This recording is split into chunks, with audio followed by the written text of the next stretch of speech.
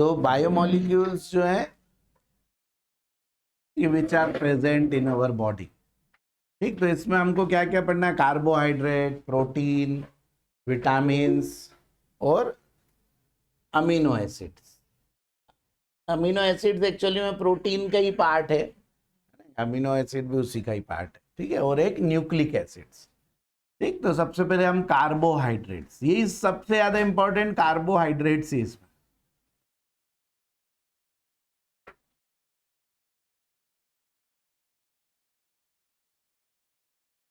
तो what are carbohydrates? तो carbohydrates are polyhydroxy, aldehyde and ketones, polyhydroxy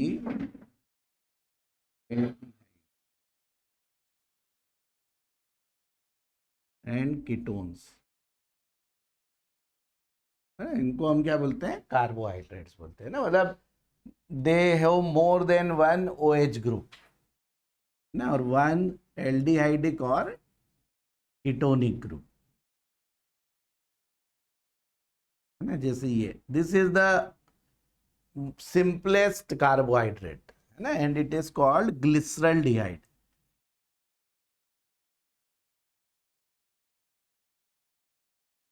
है ना। दिस इज ग्लिसरल्डिहाइड, ठीक है। Means for a carbohydrate at least 3 carbon are needed. 3 से लेस का कभी भी कोई कार्बोहाइड्रेट हो ही नहीं सकता ना, 3 से कम कार्बन का, ठीक है। क्योंकि कम से कम 1 से ज्यादा OH चाहिए, और 1 कार्बन पे 2 OH तो हाईली अनस्टेबल होता है, ठीक है। इसलिए दोनों अलग अलग कार्बन पर ही होंगे, और एक एल्डिहाइड या कीटोन वाला चाहिए, ठीक है। इसको क्या बोलते हैं, ग्लिसरल्डिहाइड,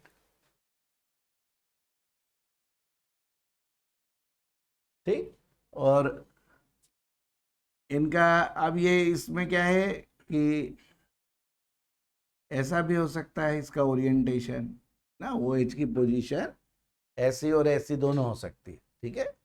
तो अब इसमें देखो एक चीज हम यही कर लेते हैं, इसका जो कॉन्फ़िगरेशन होता है, तो यदि क्या हो, सेकंड लास्ट कार्बन है ना, और last chiral carbon, second last carbon और last chiral carbon is on, मतलब हाँ, in which OH group is on right hand side in Fischer projection है ना, इसको फिशर प्रोजेक्शन फॉर्मूला बोलते हैं।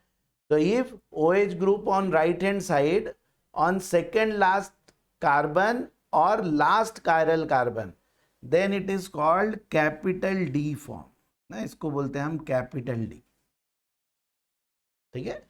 And if OH group on second last carbon और last chiral carbon is on left hand side, it is called L configuration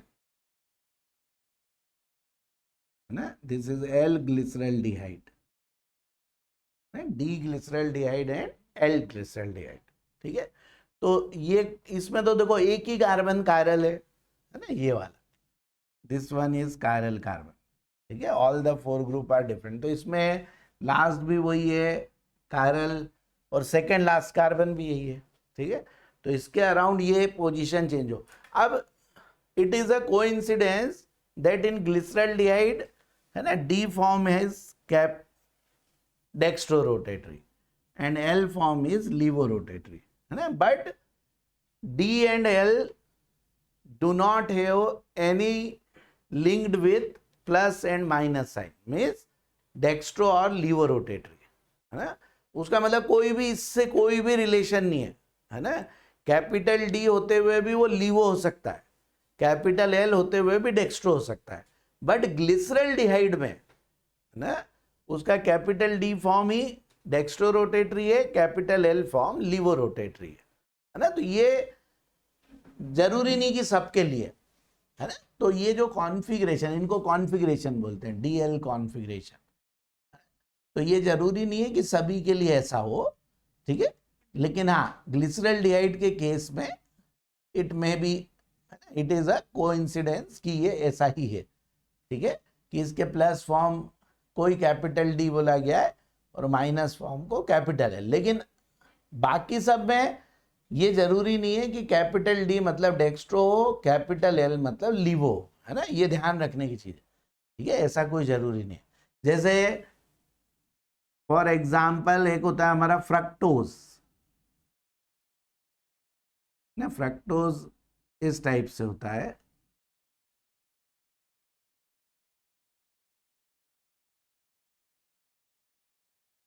ये this is fructose 1 2 3 4 5 and 6 ना, this is fructose. लेकिन ये जो है, अब देखो इसमें भी second last carbon means fifth carbon, या last chiral carbon means fifth carbon, है ना, क्योंकि ये वाला जो कार्बन है इस पे 2 H है तो ये कायरल नहीं है।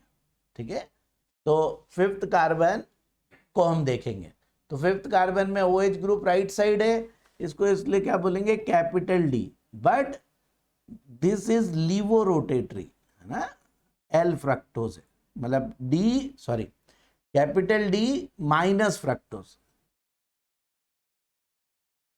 ठीक है, तो it is capital D configuration but levo rotatory. ये इसलिए मैंने एक एग्जांपल दिया कि इसका ये मीनिंग नहीं है कि कैपिटल डी मतलब डेक्स्ट्रो होता है। ठीक है, डेक्स्ट्रो लीवो हमें एक्सपेरिमेंट से ही फाइंड आउट होंगे, है ना, और डी और एल हम स्ट्रक्चर से बता सकते हैं। ठीक, आप स्ट्रक्चर देख के ये नहीं बता सकते कि ये डेक्स्ट्रो या लीवो है, बट स्ट्रक्चर देख के हम ये बता सकते हैं फिशर प्रोजेक्शन में कि कैपिटल डी है या कैपिटल एल, और कैपिटल डी कैपिटल एल सिर्फ इस कार्बन से होता है ना, लास्ट कायरल कार्बन और सेकेंड लास्ट कार्बन। ठीक है, तो ये है ना, तो ये चीज एक ध्यान रखना है ना। हम बनाएंगे, जैसे हम ग्लूकोज का ही बनाएंगे तो जो नेचुरल ग्लूकोज हमको मिलता है वो भी कैपिटल डी फॉर्म होता है। ठीक, तो वो हम स्ट्रक्चर बनाएंगे ग्लूकोज का, तो ये कैपिटल डी और कैपिटल एल हमने अभी समझ लिया। प्लस और माइनस का मतलब होता है, प्लस मतलब डेक्स्ट्रो रोटेटरी, माइनस मतलब लीवो रोटेटरी, है ना, इसका ये मीनिंग होता है। ठीक है, तो ये अब हम आगे पढ़ते हैं classification, classification of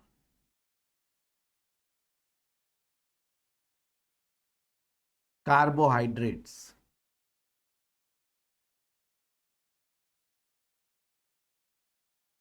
classification of carbohydrates.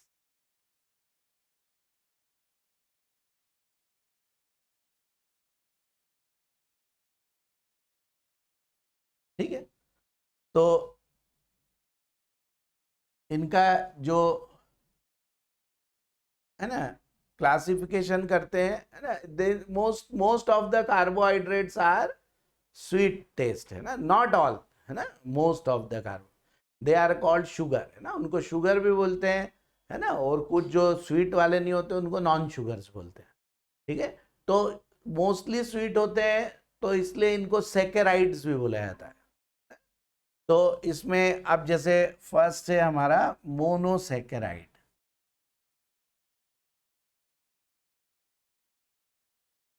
Monosaccharides, है ना। तो एक्चुअली में क्या होता है, जितने भी हमारे कार्बोहाइड्रेट्स होते हैं यदि इनको हम हाइड्रोलाइज करें तो ये जिन स्मॉलर कार्बोहाइड्रेट्स या सिंपलर कार्बोहाइड्रेट से बने होते हैं उनमें ब्रेक हो जाते हैं। ठीक है, ये carbohydrates on hydrolysis breaks into simpler carbohydrates, है ना, उनमें क्या हो जाते हैं, ब्रेक हो जाते हैं। ठीक है, लेकिन जो मोस्ट सिंपलर कार्बोहाइड्रेट है ना, वो फर्दर और हाइड्रोलाइज होके किसी और में ब्रेक होंगे नहीं, है ना, दूसरे कार्बोहाइड्रेट्स में ब्रेक नहीं होंगे, उनको क्या बोला जाता है, मोनोसेकेराइड्स, है ना। तो monosaccharides means those carbohydrates, those carbohydrates which on hydrolysis, which on hydrolysis do not give any simpler carbohydrate, simpler carbohydrate, ठीक है, उनको क्या बोलते हैं, मोनोसेकेराइड्स। तो these are the most simplest carbohydrate in terms of hydrolysis, ठीक है। तो अब इनके एग्जाम्पल्स, जैसे ग्लिसरल डिहाइड हो गया, ग्लिसरल डिहाइड, है ना, फिर हो गया हमारा ग्लूकोज, फ्रुक्टोज,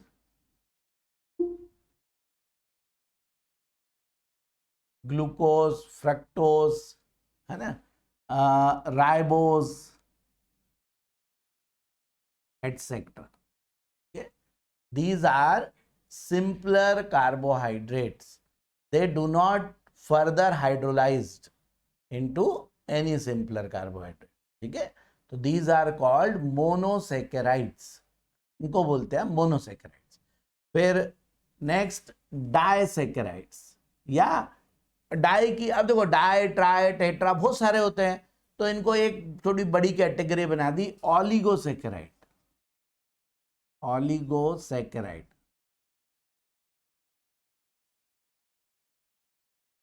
है ना। तो ऑलिगोसैकेराइड्स means which on hydrolysis give 2 to 10 units of simpler carbohydrate,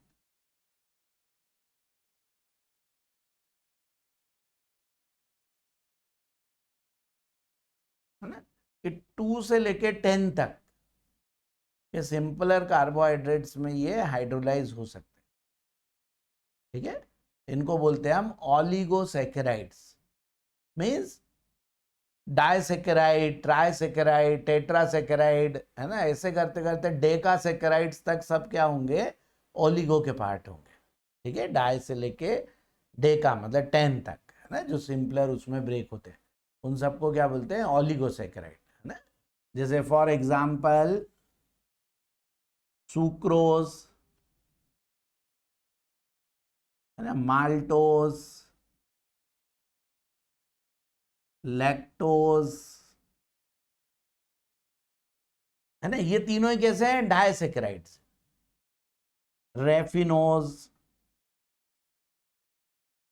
है ना, ये रेफिनोज ट्राइसैकेराइड, ठीक है। सुक्रोज, माल्टोज, लैक्टोज डाइसैकेराइड्स हैं, रेफिनोज ट्राई है ना, ये सब डाइसैकेराइड्स, ठीक है। मतलब ये दो सिंपलर में क्या होंगे, ब्रेक होंगे, ठीक है, हाइड्रोलिसिस के बाद। तो these are called oligosaccharides. And then poly, है ना, 10 से ज्यादा सिंपलर कार्बोहाइड्रेट से मिलके बने होंगे, या, है ना, तो हाइड्रोलिसिस होके वो देंगे, तो उनको हम क्या बोलते हैं, ऑलिगोसैकेराइड्स। तो 2 से 10 तक हो गए, है ना, और उससे ज्यादा वाले क्या हो गए, पॉलीसैकेराइड्स, है ना, पॉलीसैकेराइड्स। तो पॉलीसैकेराइड्स क्या होते हैं, those carbohydrates which on hydrolysis give more than 10 units of simpler carbohydrates,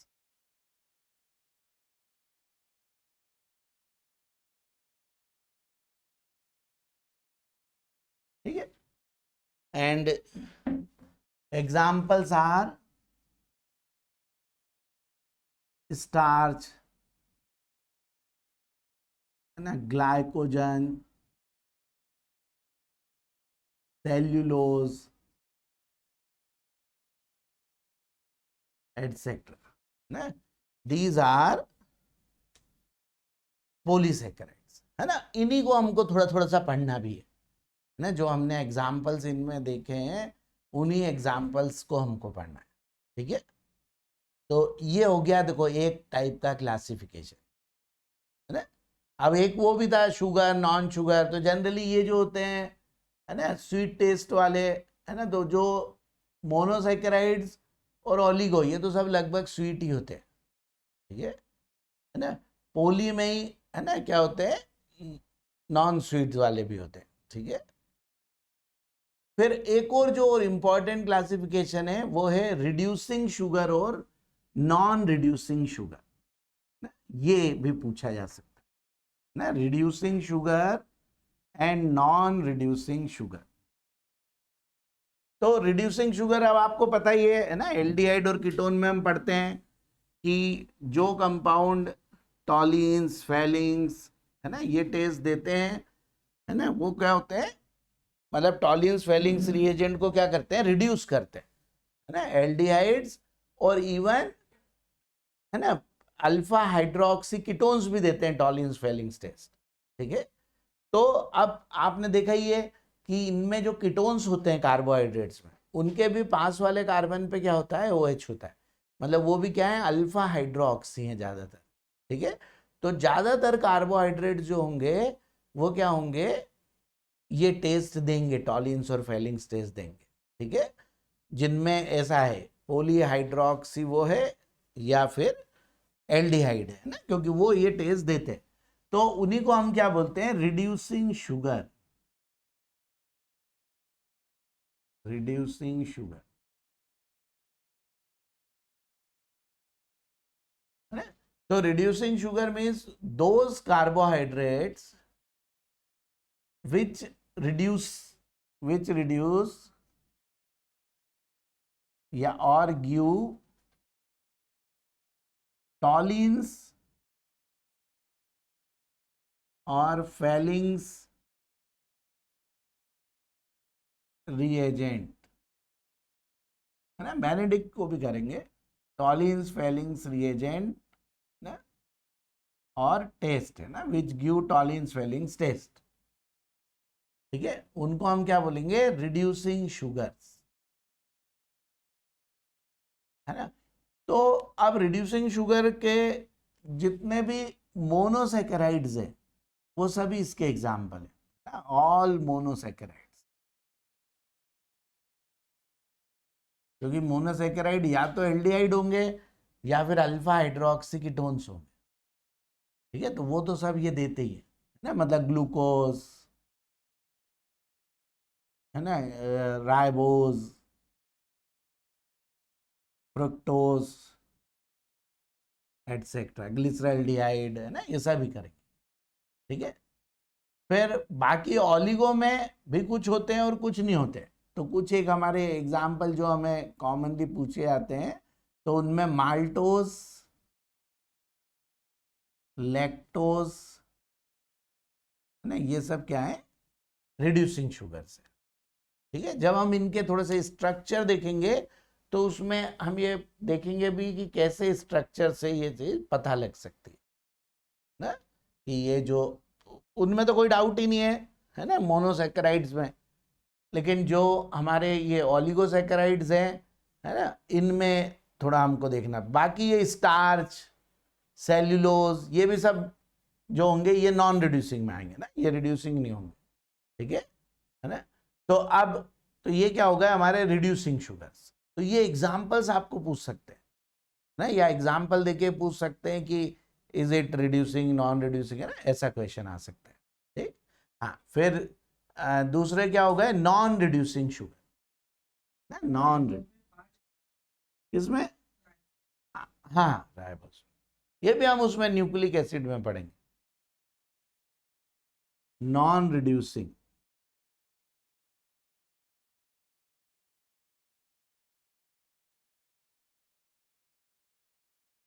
तो नॉन रिड्यूसिंग शुगर मतलब विच cannot react with Tollens Fellings reagent, या which cannot reduce Tollens Fellings reagent, which cannot give Tollens Fellings test, कुछ भी लिख सकते हैं, ठीक है। तो उनको सबको क्या बोलते हैं हम, नॉन रिड्यूसिंग शुगर। अब इसमें एक जो मोस्ट इंपॉर्टेंट एग्जाम्पल जो पूछा जाता है ज्यादातर वो है सुक्रोज, ना, सुक्रोज इज नॉन रिड्यूसिंग, है ना। इसका रीजन भी हम देखो देखेंगे, ठीक है, जब इसके स्ट्रक्चर्स पढ़ेंगे तो उसमें इसका रीजन भी पता लग जाए। Sucrose is non reducing. फिर स्टार्च, सेल्यूलोज, है ना, ये भी सब क्या है, नॉन रिड्यूसिंग।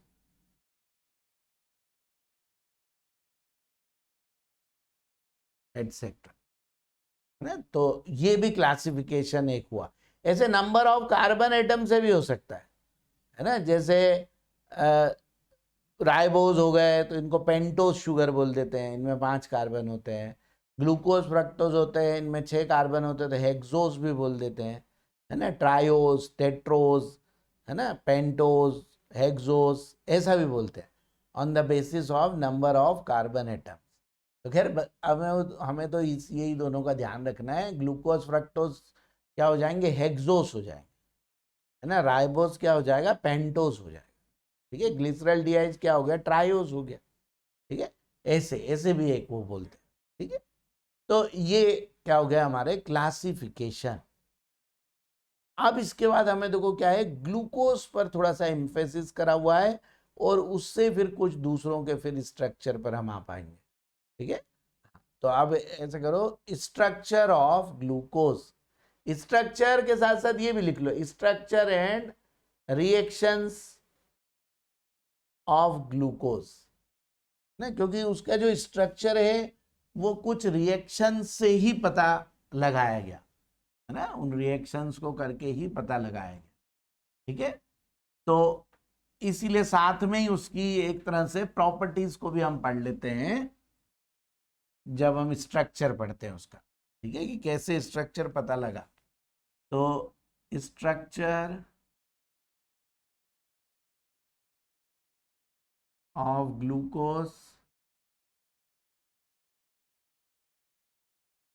है ना, या रिएक्शंस, इंपॉर्टेंट जो रिएक्शंस है वो।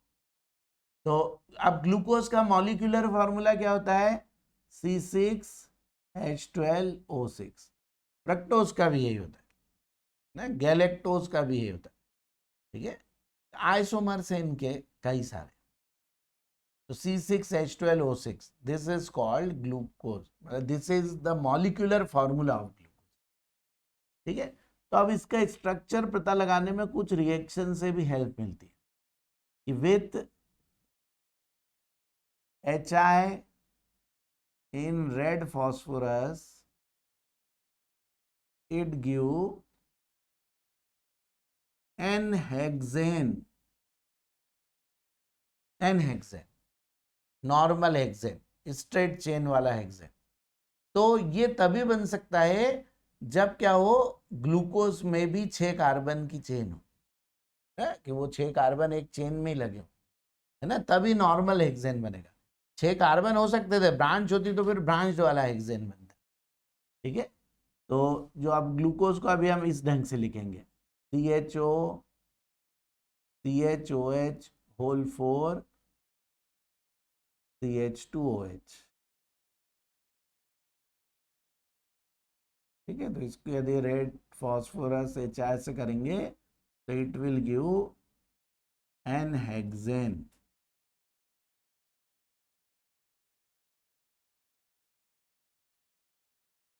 ठीक, तो this reaction shows that glucose has 6 carbon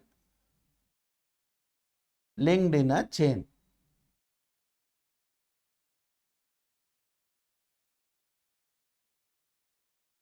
ये क्या हो गया हमारा, HI के साथ रिएक्शन। तो इससे ये भी पता चल गया ना कि ग्लूकोज में भी 6 कार्बन एक चेन में जुड़े होंगे। ठीक है, नेक्स्ट, विथ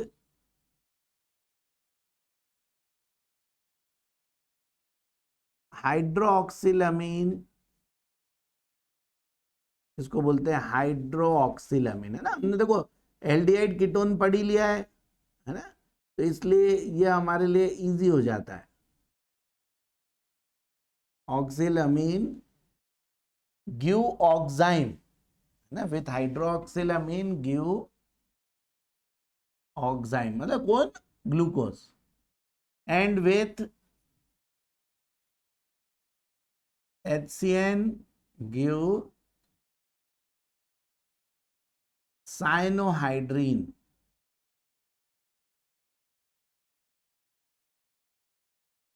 है ना. These reactions are typical reactions for aldehydes and ketones, है ना. ये उनकी मेन रिएक्शंस है ना, जो न्यूक्लियोफिलिक एडिशन रिएक्शंस है. तो यदि ग्लूकोज भी ये रिएक्शन दे रहा है, it means that glucose has carbonyl group, aldehyde और कीटोनिक ग्रुप. तो this reaction shows that glucose has aldehyde और कीटोनिक ग्रुप, ना, that is carbonyl group. Glucose में भी कार्बोनाइल ग्रुप है. ठीक है. अब कैसे, तो इनकी रिएक्शंस हमने उधर भी पढ़ी है, एल्डिहाइड कीटोन में भी. ये है यदि, और इसका हम किससे करें, हाइड्रोक्सिलामीन H2NOH. तो ये अमोनिया डेरिवेटिव्स में पड़ी हुई है कि ये ऐसे निकल जाएगा और C डबल बॉन्ड NOH, ऐसे ऑक्साइम बन गया.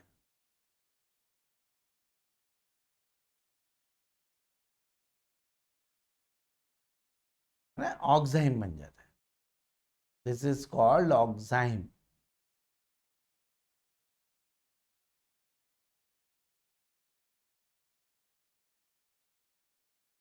और यदि यही रिएक्ट करेगा HCN से,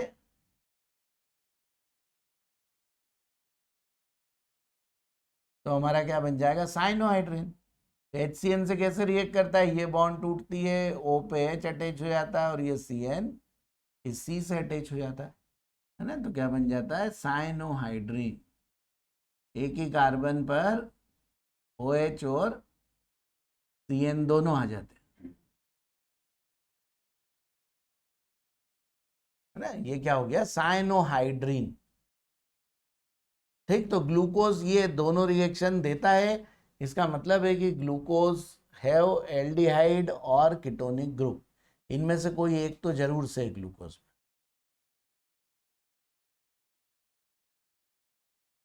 देन तो अब इन दोनों से हमको ये पता चल गया ग्लूकोज में 6 कार्बन है ना, और उनमें से एक कार्बन एल्डिहाइड या कीटोनिक ग्रुप वाला तो है. ठीक. अब थर्ड रिएक्शन है, ये पता लगाना है कि एल्डिहाइड है या कीटोन. तो with bromine water glucose gives gluconic acid.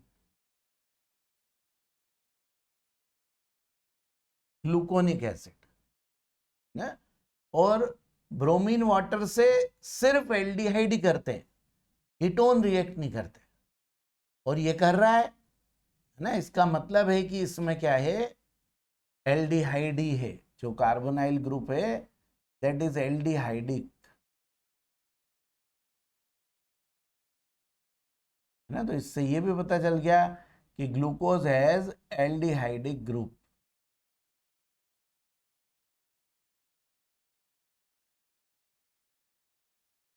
तो ये ऑक्सीडाइज हो जाता है, CHO जो होता है it will oxidise by bromine water ना. काफी माइल्ड ऑक्सीडाइजिंग एजेंट होता है, तो ये कीटोन को ऑक्सीडाइज नहीं कर पाता ना. तो this is gluconic acid. Alpha hydroxy ketone भी नहीं देते, अल्फा हाइड्रोक्सी कीटोन भी फेलिंग्स देते हैं, तभी तो फ्रक्टोज, नहीं तो फेलिंग से ही पता लग जाता है. टॉलियंस फेलिंग से ही हम कर लेते कि एल्डिहाइड है या कीटोन है ग्लूकोज. हाँ, एरोमेटिक एल्डिहाइड फेलिंग्स टेस्ट नहीं देते, है ना, मगर अल्फा हाइड्रोक्सी कीटोन्स देते हैं. इसीलिए फेलिंग्स, टॉलिन्स, बेनेडिक्ट, इनसे हम ये नहीं पता लगा सकते कि ग्लूकोज एल्डिहाइड है या कीटोन है. इसके लिए हमको फिर ये ब्रोमीन वाटर टेस्ट का यूज करना पड़ा. ठीक है, क्योंकि ये कोई भी टाइप के कीटोन नहीं देते. ठीक. तो ये हो गया हमारा कि एल्डिहाइड में, एल्डिहाइड होता है किसमें, ग्लूकोज, है ना. एक चीज और शो हो गई, है ना, कि 6 कार्बन है एल्डिहाइड या कीटोन है, लेकिन अब पता चल गया कि एल्डिहाइड या कीटोन नहीं, एल्डिहाइड ही है उसमें। ठीक है, फिर with acetic anhydride, acetic anhydride glucose gives pentacetate of glucose, pentacetate of glucose ना। दिस शोज दैट एनहाइड्राइड क्या करेगा, है ना, अल्कोहल के साथ ईस्टर बना लेता है? और ये 5 जगह से रिएक्ट कर रहा है उसके साथ, क्योंकि एल्डिहाइड तो करता नहीं है ना। तो इसका मतलब कि क्या है, 5 जगह पर उस पर क्या है, 5 OH ग्रुप है। ठीक है, तो this reaction shows that glucose has 5 OH groups on different carbon, है ना। एक कार्बन पे तो होते ही नहीं 2 OH ग्रुप, है ना। इसका मतलब वो अलग अलग कार्बन्स पर ही है। ठीक है, एक कार्बन पे होते तो एल्डिहाइड कीटोन में ही कन्वर्ट हो जाते यदि 2 OH होते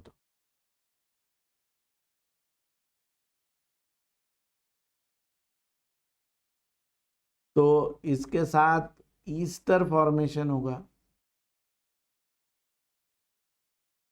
है ना। एसिटिक एनहाइड्राइड के 5 मॉलिक्यूल रिएक्ट कर रहे हैं इसके एक मोल के साथ, एसिटिक एनहाइड्राइड के 5 मोल। तो दिस इज एसिटिक एनहाइड्राइड, है ना। तो इससे क्या होगा, ईस्टर बन जाएगा।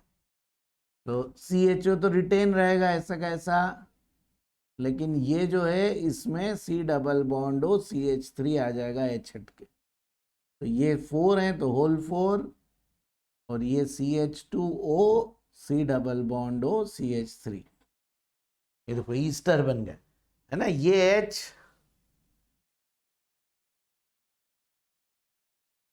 ये H, ये H, और ये यहां तक, ये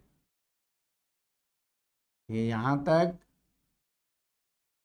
और ये 5 H, ये पूरा अलग हो गया। मतलब +5 CH3COOH, ये भी लिख सकते हैं आगे ना, ये +5 CH3COOH,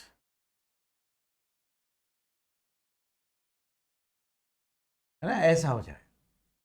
ठीक है, तो इससे पता चल गया कि ग्लूकोज में क्या है, 5 OH है, एक एल्डिहाइड है। तो काफी सारी चीजें ये सब हमें पता लग गई। ठीक, तो धीरे धीरे हम मतलब उसके स्ट्रक्चर की तरफ बढ़ रहे हैं आगे, है ना, कि उसमें क्या क्या है, पहले ये पता लगाया, है ना। ठीक है, इन सब प्रॉपर्टीज से फिर नेक्स्ट विथ कॉन्सेंट्रेटेड HNO3, है ना। कॉन्सेंट्रेटेड HNO3 भी क्या होता है, स्ट्रॉन्ग ऑक्सीडाइजिंग एजेंट होता है। ठीक है, तो विथ कॉन्सेंट्रेटेड HNO3,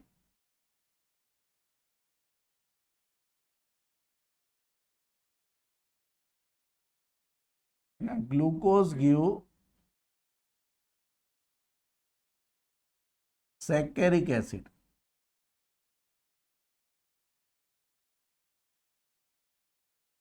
है ना। तो it shows that glucose has L, है ना, 1 प्राइमरी OH, है ना, एक प्राइमरी OH भी है। ठीक है, क्योंकि जो HNO3 होता है वो सिर्फ 1 डिग्री से ही, मतलब एल्डिहाइड से तो कर ही देगा, लेकिन 1 डिग्री अल्कोहल को ही करता है ऑक्सीडाइज, 2 को 3 को नहीं करता। तो ये दिस इज सैकेरिक एसिड।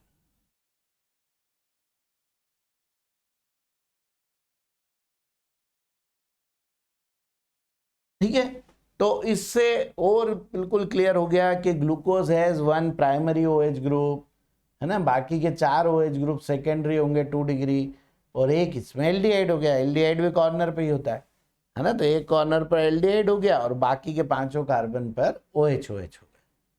ठीक है, तो ये हमारा क्या हो गया, ग्लूकोज का काफी सारी चीजें आ गई। अब यही सैकेरिक एसिड और भी कई चीजों से बन जाता है ना, ग्लूकोनिक एसिड से भी बनता है ना, तो उनके स्ट्रक्चर जिस टाइप के थे तो वही सोचा गया कि इसका भी स्ट्रक्चर होगा, है ना। तो अब इन सब रिएक्शंस और भी कई सारी प्रॉपर्टीज की स्टडी करके फिशर ने ग्लूकोज का एक स्ट्रक्चर दिया, है ना, that is called Fischer projection और लीनियर स्ट्रक्चर ऑफ ग्लूकोज। तो अब इससे, है ना, वो फिशर कैपेबल हो गया कि इसका स्ट्रक्चर की काफी चीजें पता लग गई, और फिर उस समय जिनके स्ट्रक्चर नोन थे उनसे थोड़ा सा कंपेयर करके, है ना, फिर इसने ग्लूकोज का जो फिशर प्रोजेक्शन,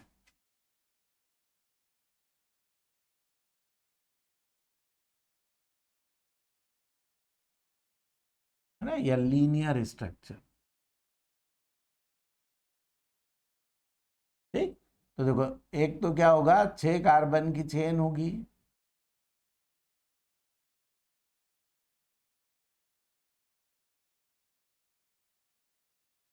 ठीक है, एक कॉर्नर पर CHO होगा,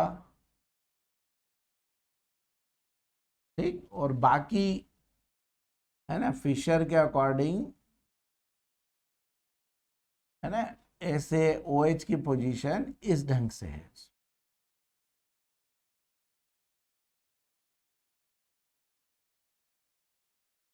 ये, है ना, दिस इज ग्लूकोज, है ना। फिशर प्रोजेक्शन में ऐसे क्रॉस जैसा है, वो एक मतलब क्या है, कार्बन, ठीक है, एक कार्बन के लिए ऐसे क्रॉस क्रॉस जैसा वो कर देते ना। फिशर में ज्यादातर जो मोस्ट ऑक्सीडाइज्ड कार्बन होता है उसको ऊपर रखा जाता है, उसको क्या करते हैं, ऊपर रखते हैं, और ये जो हॉरिजेंटल लाइन है इसको above the plane of paper माना जाता है, वर्टिकल को बिलो द प्लेन ऑफ, ना, इस कार्बन के अराउंड इस टाइप से।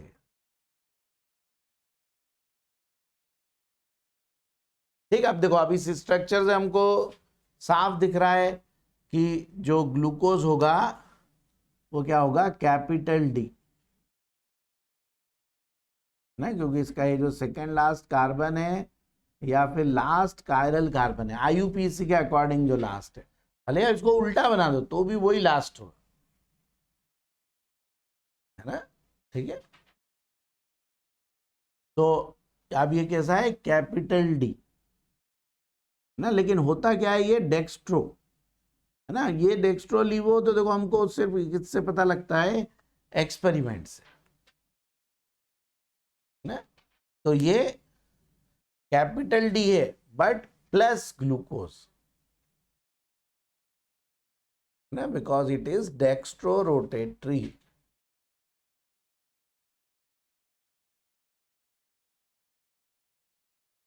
ठीक है ना, इसको बोलते हैं डी प्लस ग्लूकोज।